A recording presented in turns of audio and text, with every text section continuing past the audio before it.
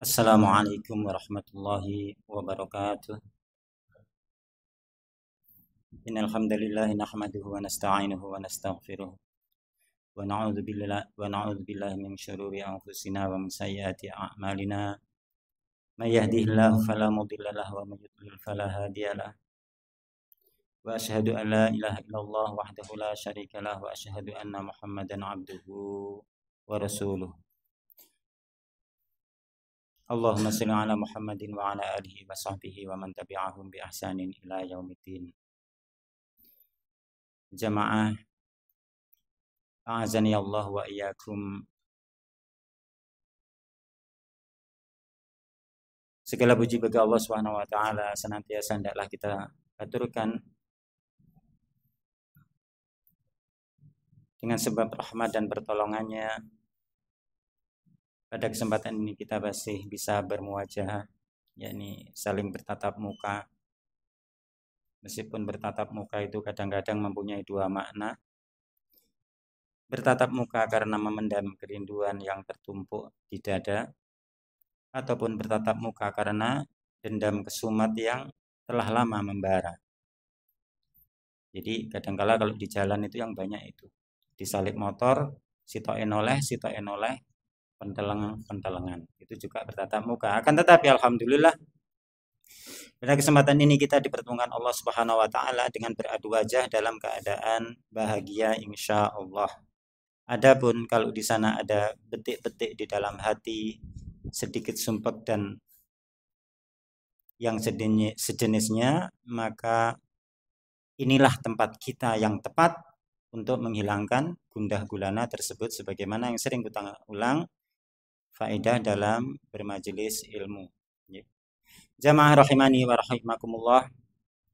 Insyaallah kita akan melanjutkan pembahasan kita dalam masalah azkar, yakni zikir-zikir yang itu akan menjadi bekal insyaallah bagi kita dalam menjalani kehidupan dunia dan juga sebagai bekal di negeri akhirat. Karena negeri akhirat itu betapa dekatnya bagi kita. Bahkan kalau jenengan melihat saya sebulan yang lalu dan sekarang mungkin akan beda. Ini menunjukkan dunia itu cepat sekali berubah. Bahkan yang kemarin berjaya bisa jadi besok dia akan jatuh tertimpa. Dan telah menimpa banyak dari kita perubahan-perubahan dari umur yang berjalan. Ada satu kisah yang saya ingin tertawa, namun itu mengingatkan saya bahwasanya bergaya itu tiada guna. Beberapa waktu yang lalu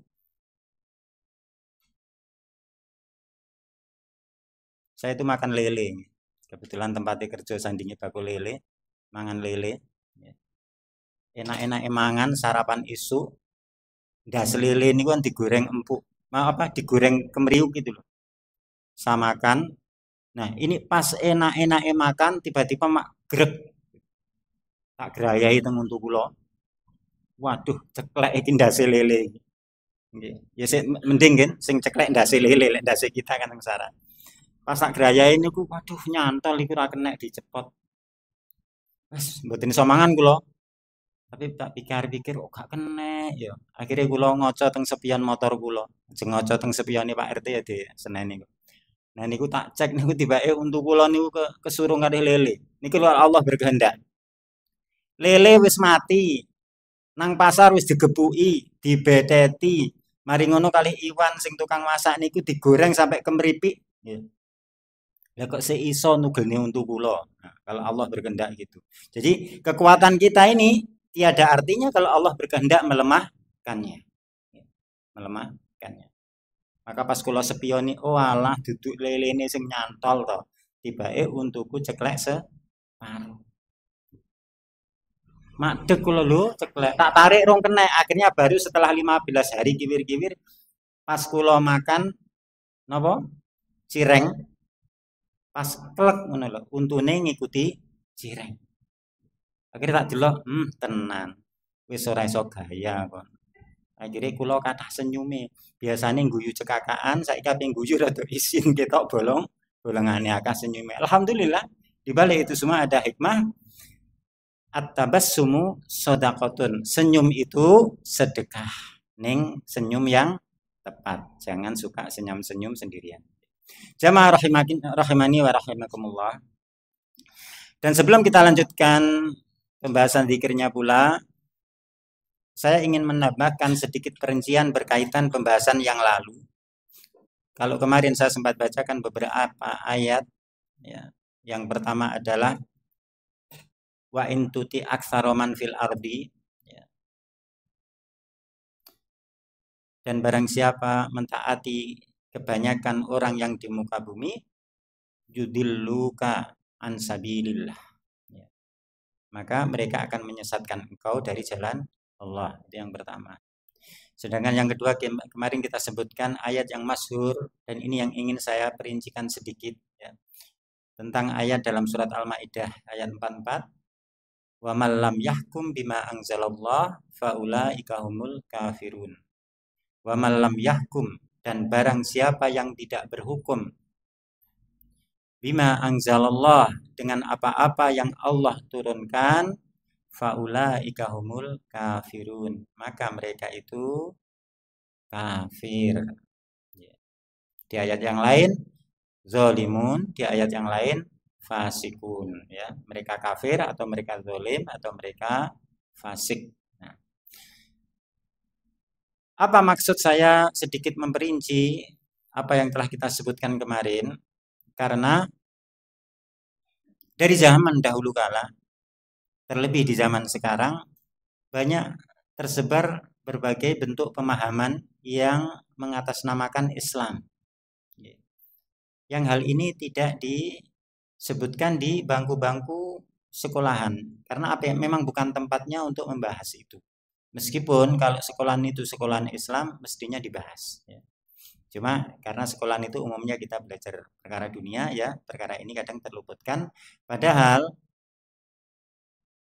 banyaknya pemikiran-pemikiran yang perlu diwaspadai itu kadang-kadang muncul dari generasi-generasi yang sedang aktif belajar, karena mereka masa-masa aktif. Nah, berkaitan dengan ayat tersebut, telah tersebar di sejak zaman Nabi, ya,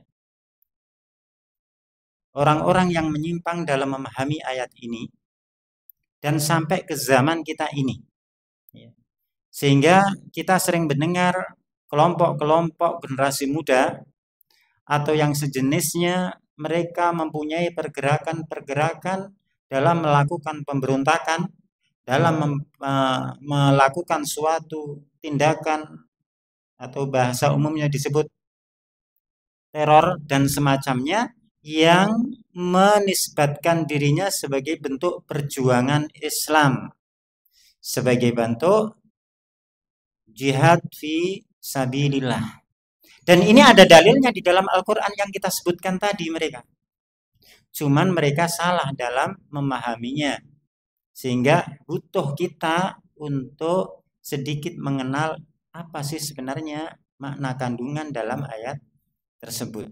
Jadi dalam ayat tersebut biasanya tersebar di generasi itu, kan bunyi ayatnya, barang siapa yang tidak berhukum dengan apa yang Allah turunkan, yakni yang tidak berhukum dengan hukum Allah, itu lafadznya, maka mereka itu kafir. Lafadz letter lek ini kan coto, kafir. Cuman apakah pemahamannya seperti yang anak-anak itu fahami? Tentunya tidak. Kenapa? Karena ayat ini datang dari Allah melalui lisan Rasulullah, dan disampaikan Rasul Shallallahu Alaihi Wasallam di hadapan para sahabatnya sebagai saksi hidup waktu itu. Dan apakah mereka memahami seperti itu? Tidak. Nah, disinilah butuhnya kita terus belajar dan mempelajari agama ini berdasarkan Al-Quran dan Sunnah, juga sebagaimana difahami oleh generasi-generasi awal dari umat ini. Nah, pada ayat tersebut, kadang-kadang sebagian pemahaman itu menganggap, oh nek gak berhukum dengan hukum Allah itu kafir. Nah itu ayatnya. Masa Allah ngapusi? Ya ndak, ning salah pahami yang terjadi. Sehingga ya kalau sudah salah paham itu bahaya. Kadang iso mateni wong Islam krana divonis kafir. Iso mateni atau memberontak ada pemerintah yang dia itu masih muslim. Ya. Dan gerakan ini punya tokoh-tokoh juga di dunia ini, termasuk di negeri kita. Ada tokoh yang terang-terangan, ada tokoh yang bertakiyah, kamuflase. Bertakiyah itu nek nangarepe musuh pura-pura A, nangburi pura-pura B. Istilahnya apa ya? Wedi mburi apa wedi ngarep pani buri. Nah, apa sebenarnya pemahamannya? Maka ayat ini difahami oleh sahabat Nabi yang bernama Abdullah ibnu Abbas, salah seorang sahabat yang telah kita sebutkan sedikit biografinya pada beberapa pertemuan yang telah lama. Ya. Maka berkaitan dengan ayat faulaika humul kafirun, mereka itu adalah kafir, maka sahabat tersebut mengatakan al kafirun maknanya kufrun duna kufrin. Jadi satu riwayat yang keluar dari lisan beliau adalah kufrun duna kufrin, kufur yang di bawah kekafiran. Memang perbuatan itu masuk deretan perbuatan kufur, akan tetapi di bawah kekufuran yang ada, yakni maknanya kufur asghar, kufur kecil. Cuma kufur loh, ya.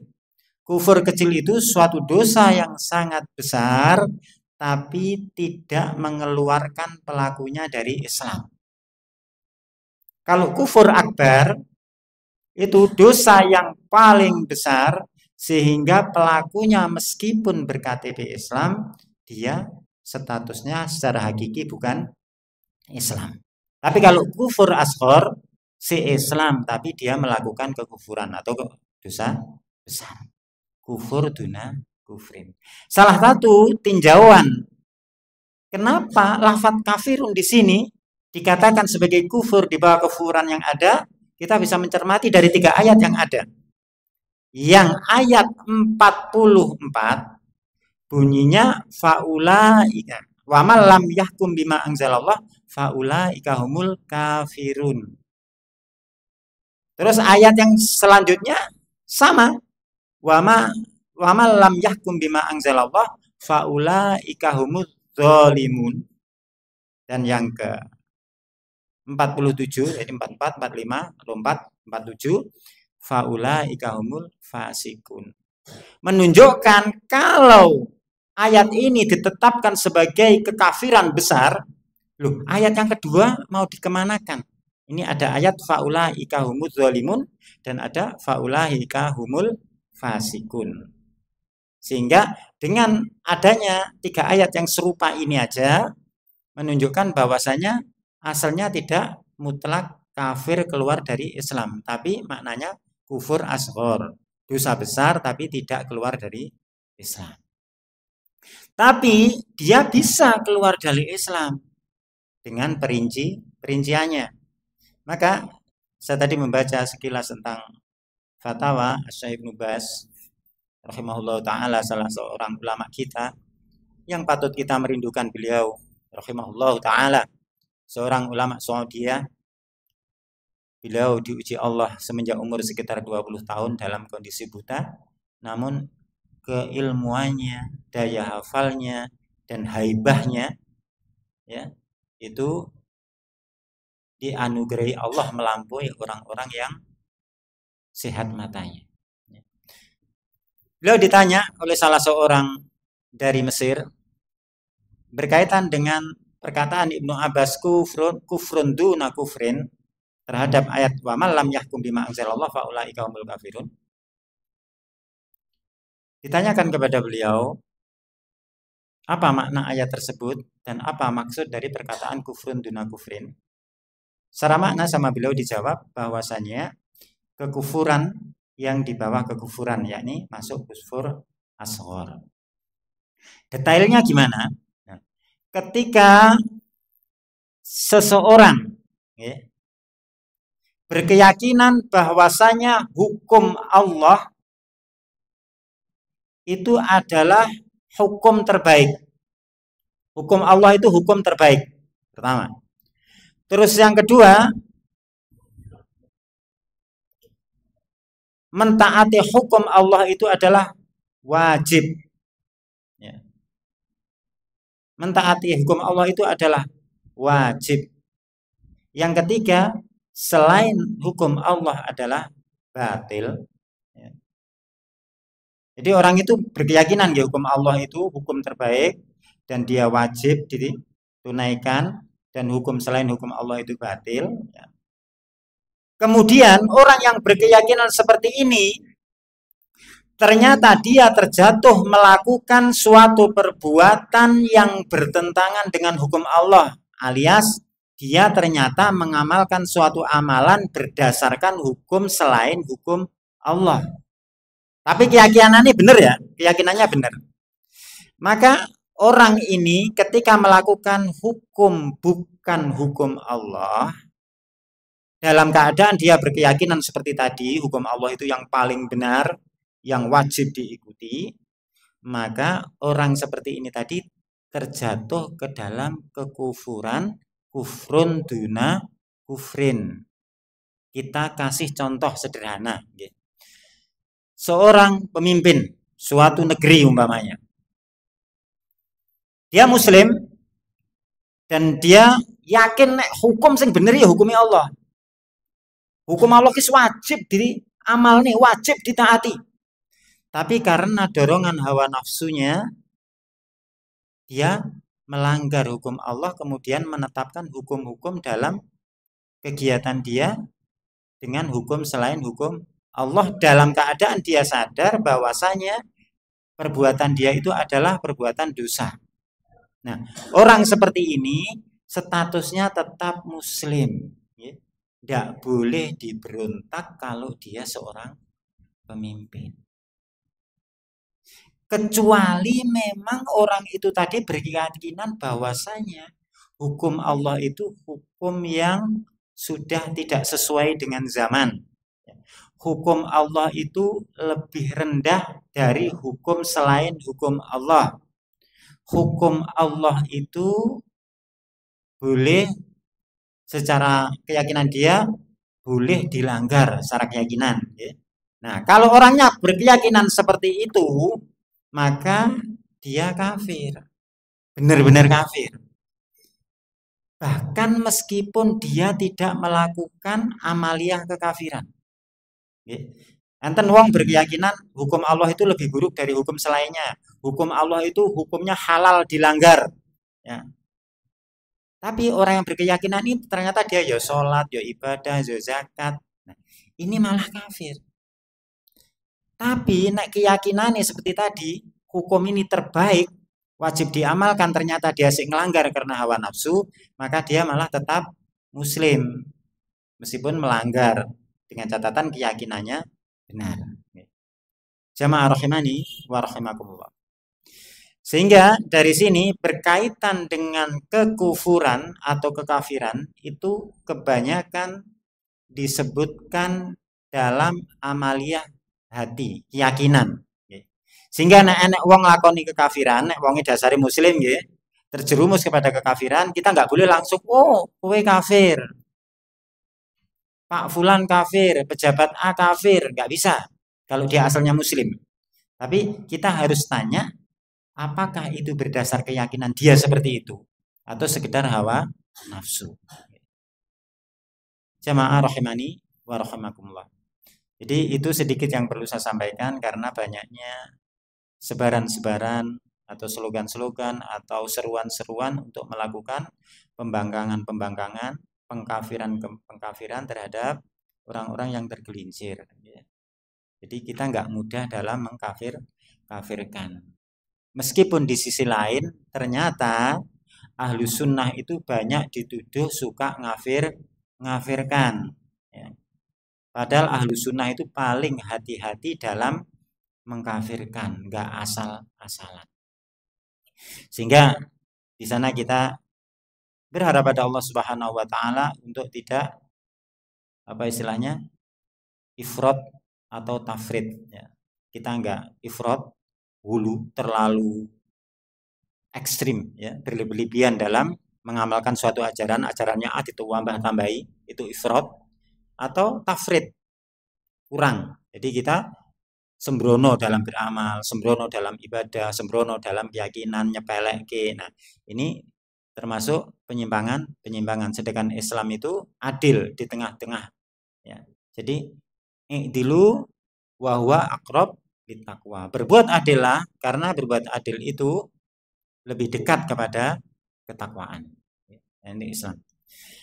Jemaah rahimani wa rahimakumullah. Selanjutnya kita masuk pada pembahasan kita, melanjutkan dari zikir. Kemarin kita masih masuk pada zikir ketika berangkat atau berjalan menuju masjid. Mungkin punenten sing apal yang berkaitan dengan nur.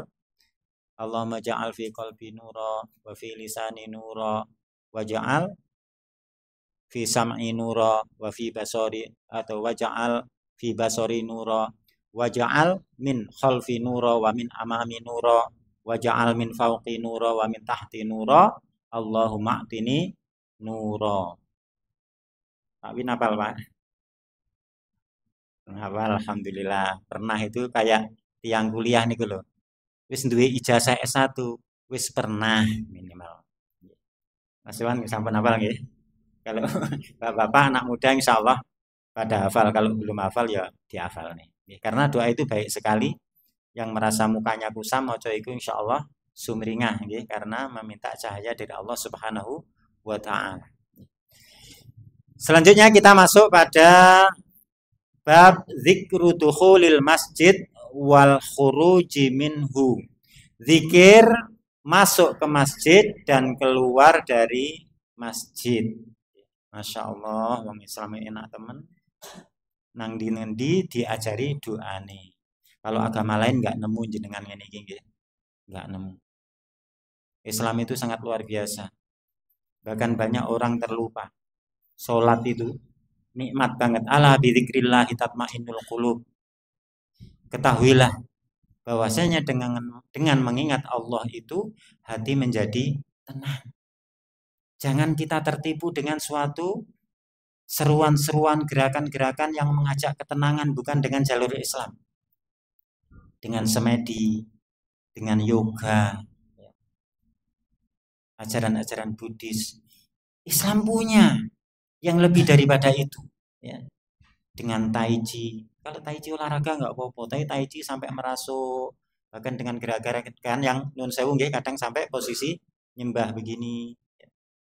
Nah itu nggak akan pernah menemukan kebahagiaan, dan ternyata banyak kaum muslimin yang tertipu serta terjerumus pada hal-hal tersebutnya. Efeknya gak gelem ngaji atau gak minta hidayah pada Allah Subhanahu wa taala.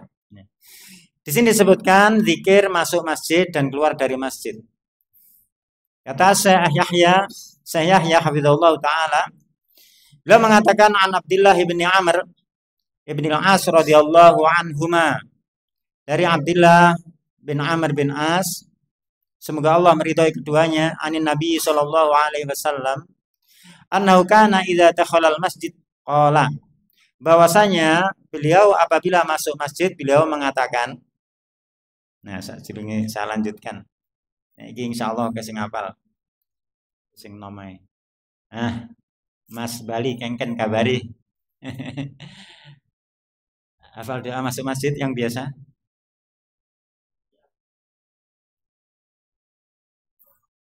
Allahumma. Ulangi lagi. Allahumma firli atau Allahumma yang lain? Ayo siapa? Ada mas-mas yang hafal? Belum ya? Insya Allah kalau Pancasila juga nggak hafal. Jadi yang masyhur itu biasanya Allahumma ftahli, ya bukan Allahumma firli ya. Allahumma ftahli abwaaba rahmati.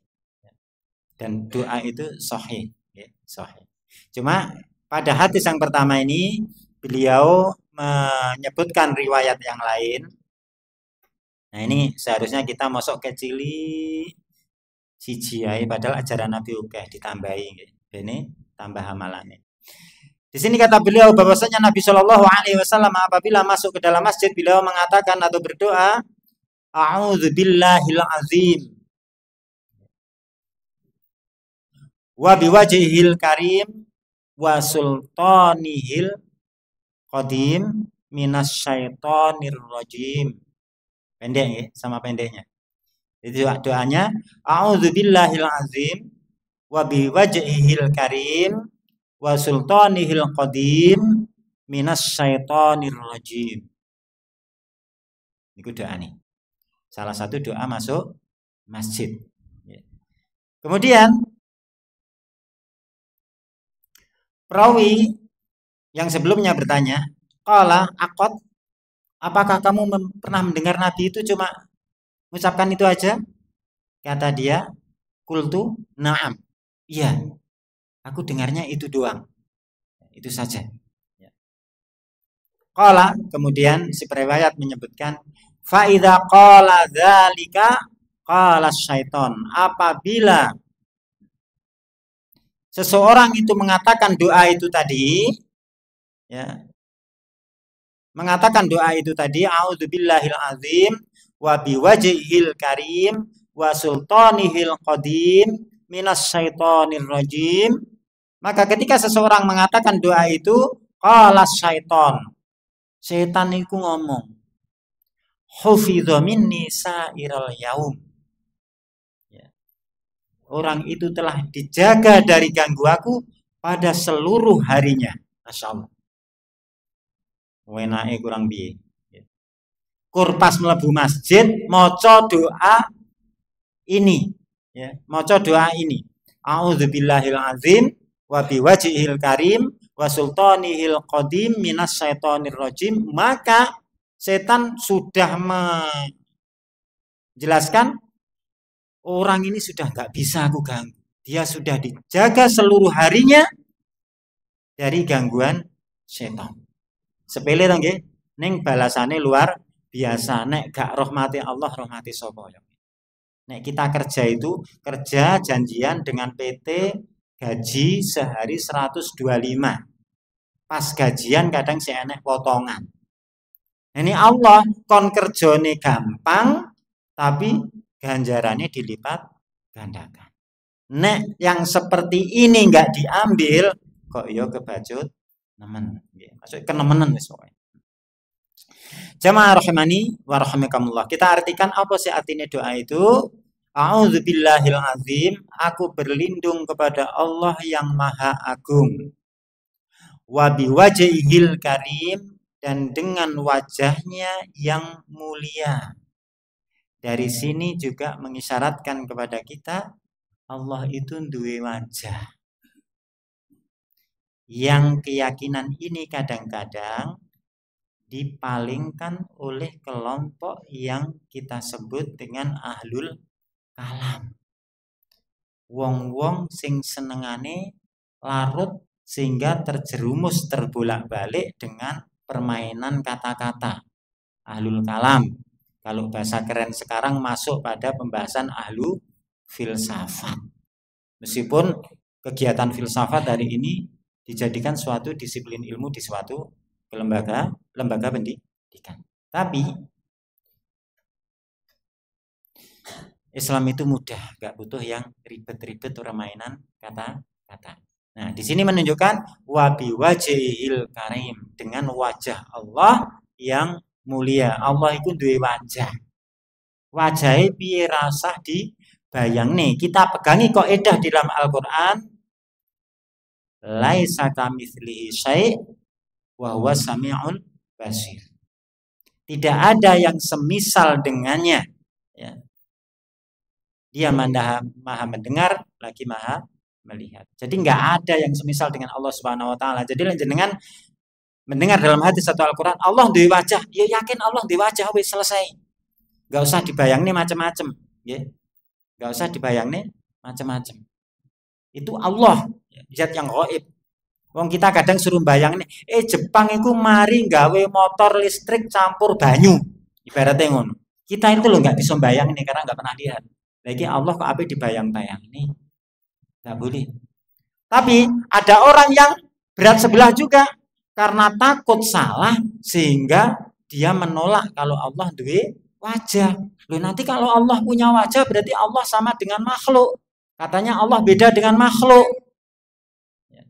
Yaitu salah dia juga bayangin. Maka kita kalau dalam ayat atau hadis mengatakan Allah punya wajah, ya sami'na wa ata'na, udah selesai. Diyakini. Dan ini termasuk bagian daripada keimanan. Jadi aku berlindung pada Allah yang Maha Agung dan dengan wajahnya yang mulia, wa sultanihil qadim, dan dengan kerajaannya yang telah lalu, maksud yang awal. Ya. Minas syaitonir rajim, dari gangguan setan yang terkutuk. Ini doa ini sangat ringkas, di amal nih insya Allah kita akan mendapatkan jaminan terbebas sehari penuh dari gangguan setan. Nek iso terbebas dari gangguan setan sehari penuh, maka ini keuntungan yang luar biasa. Ya. Kecuali dia juga masuk golongan setan. Setan yang ngalih wong dia dewi ya setan. Nah kita berlindung pada Allah dari yang seperti itu. Yang pertama. Jadi a'udzubillahil azim wa biwajhihil karim wa sultanihil qadim minasyaitonir rajim. Dipun apalaken. Nah, kita langsung masuk pada hadis yang kedua yang disebutkan sama mu'alif di sini. An Abi Humaid, dari Abi Humaid, atau an Abi Usaid, atau dari Abi Usaid, berarti ada dua riwayat. Ya. Dari Abi Humaid atau dari Abi Usaid, qala, atau juga bisa dimaksudkan di sini nama tersebut adalah satu, atau perawi terbimbangkan dengan apa yang dia ingat, maka kita katakan dari Abi Humaid atau Abi Usaid, gitu aja. Beliau berkata, qala Rasulullah sallallahu alaihi wasallam, Rasulullah sallallahu alaihi wasallam berkata, idza dakhala ahadukum al-masjida, ya, apabila salah satu orang dari kalian masuk ke masjid, falyaqul, hendaklah dia mengucapkan, nah, seperti yang masyhur, apa? Allahumma ftahli abwaaba rahmatik. Artinya, ya Allah, bukakanlah untukku pintu-pintu rahmatmu. Itu doa Allahumma ftahli abwaaba rahmatik, sing wis apal, wis biasa ngamalne, mulai diangen-angen maknane, sehingga kita ketika mengucapkan dalam kondisi sadar, Allahumma ftahli abwaaba rahmatik. Ya Allah, bukakanlah untukku pintu-pintu rahmatmu. Dan kata Rasulullah, wa idza kharaja, dan ketika dia keluar, falyaqul, hendaklah dia mengatakan, Allahumma inni as'aluka min fadlik. Allahumma inni as'aluka min fadlik. Kenapa, Pak? Nek sing mlebet masjid sampun Allahumma ftahli abwaaba rahmatik. Oh nggih, mboten napa-napa. Cuma kapan-kapan dilatih napa? Arabe nggih. Dan latihan bahasa Arab. Allahumma ftahli abwaaba rahmatik, ketika masuk dan ketika keluar, Allahumma inni as'aluka min fadlik. Ya Allah, aku meminta kepada Engkau keutamaanmu. Ini doanya. Jamaah rahimani wa rahimakumullah. Alhamdulillah pada bab ini Syekh hanya menyebutkan dua hadis ini. Namun apa yang sedikit ini hendaklah kita amalkan karena betapa besar apa yang Allah janjikan berkaitan dengan faedah. Yang pertama, akan dijaga dari gangguan setan pada seluruh dari seluruh gangguannya seharian penuh. Jadi saya ulangi, doa masuk masjid yang jarang-jarang diucapkan, jarang-jarang diamalkan adalah a'udzubika atau a'udzubillahil azim wa biwajhihil karim wa sultanihil qadim minasyaitonir rajim. Ya paling nggih. Terus doa yang masyhur ini insyaallah kebanyakan hafal adalah Allahumma ftahli abwaaba rahmatik. Napa Mas Balio? Ya Allahumma ftahli abwaaba rahmatik. Kalau keluarnya apa? Allahumma ini as'aluka min fadlik ahsanta. Jamaah rahimani wa rahimakumullah, mudah-mudahan sedikit ini bermanfaat bagi kita semua. Dan sebelum saya tutup, saya ingin sampaikan sebuah nasihat bahwasanya kita butuh senantiasa belajar agama dan senantiasa berhati-hati dalam mengambil ilmu, karena sebagaimana dikatakan Ibnu Sirin,